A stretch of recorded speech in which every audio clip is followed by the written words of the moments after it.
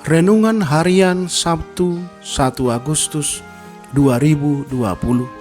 Yesaya 44 ayat 3. Sebab aku akan mencurahkan air ke atas tanah yang haus, dan hujan lebat ke atas tempat yang kering. Aku akan mencurahkan rohku ke atas keturunanmu, dan berkatku ke atas anak cucumu. Melalui firman Tuhan ini, Allah berjanji bahwa Ia akan mencurahkan air ke atas tanah yang haus dan hujan lebat ke atas tempat yang kering. Allah akan mencurahkan rohnya ke atas keturunan Israel dan berkatnya ke atas anak cucu mereka.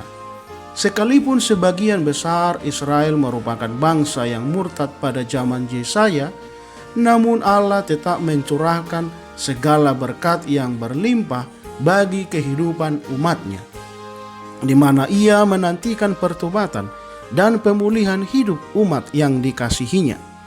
Melalui nubuat Nabi Yesaya, Allah mengatakan bahwa akan tiba waktunya ketika Roh Kudus akan dicurahkan atas angkatan yang akan datang. Nubuat Tuhan pasti terjadi, dan nyatanya sebagian nubuat ini telah digenapi pada hari Pentakosta dan menantikan penggenapan penuh bagi Israel setelah mereka menerima Kristus sebagai Mesias.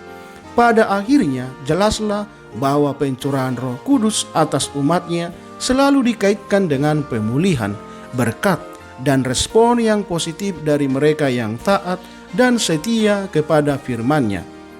Sedangkan bagi mereka yang menolak, memberontak, dan mengabaikannya, akan tiba masa penghakiman bagi orang-orang bodoh dan fasik yang mengeraskan hati terhadap panggilannya.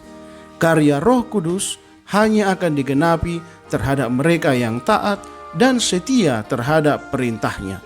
Nats ini juga menjelaskan bahwa pada waktu terjadi pencurahan Roh Kudus, terjadi pula pencurahan berkat. Berkat yang tercurah tidak terbatas tetapi berlimpah-limpah. Bahkan berkat itu akan turun sampai kepada anak cucu kita. Tujuan Tuhan memberkati kita agar kita dapat menjadi berkat bagi yang lain.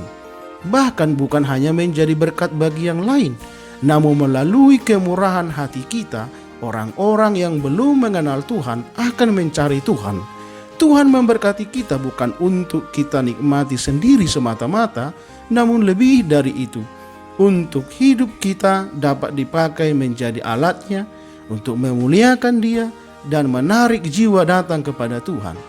Apabila Tuhan memberkati kita dengan berlimpah, jangan lupa mengembalikannya semuanya itu kepada Tuhan dengan cara menjadi berkat bagi orang lain, bagi gerejanya, dan lain-lain. Karena itu, pencurahan Roh Kudus akan memampukan kita menjadi berkat dan saluran berkat bagi semua orang. Amin. Tuhan memberkati. Salam sehat selalu.